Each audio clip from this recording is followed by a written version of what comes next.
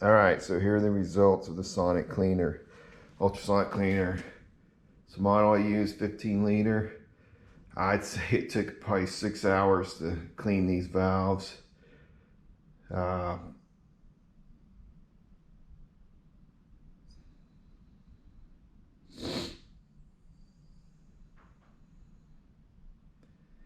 I'd say it took 6 hours to clean these valves, but the results speak for themselves. I never had to scrape them, didn't brush them, anything. Supposedly these are titanium with a coating, so I didn't want to mess that up.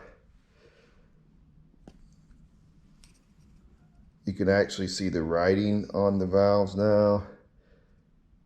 When they went in, they were very crusty, carbon buildup, but now the intake valves essentially look like new.